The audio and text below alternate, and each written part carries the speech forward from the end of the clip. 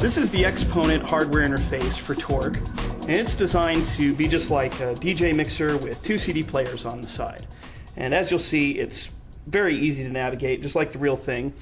Play pause is used to get the music going. There it goes. And we actually have things like play or cue, rewind, fast forward, looping, quick cues, offsetting, retuning,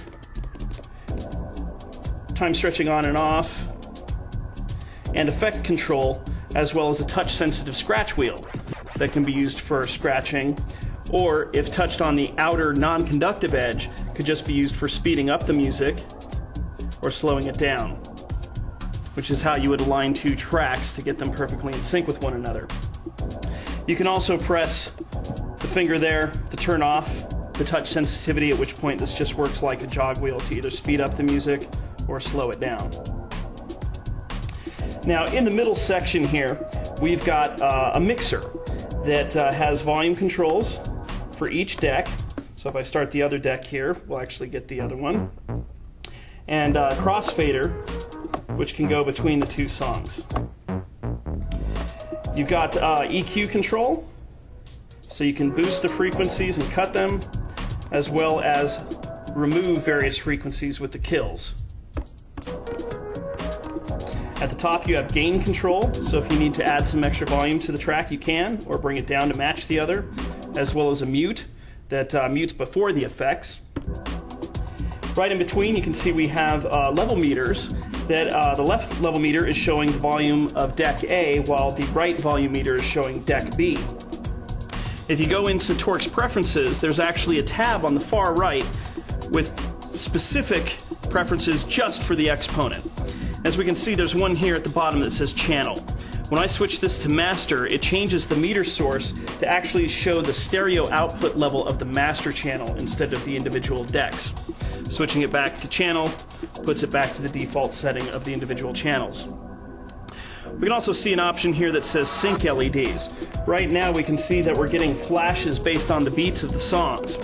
If that's annoying to you, you can go ahead and turn that off, and now that function goes away, but you still can see what functions are active on the interface.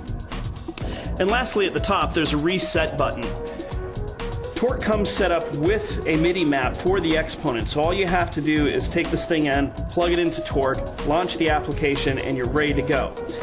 But Torq will allow you to change any of the MIDI assignments any way you like, simply by right-clicking on a control and twisting a knob or pushing a button. If you happen to create a map that you've kind of lost track of or is too confusing, simply click Reset here on screen, and that will reload the default factory MIDI map for the Exponent.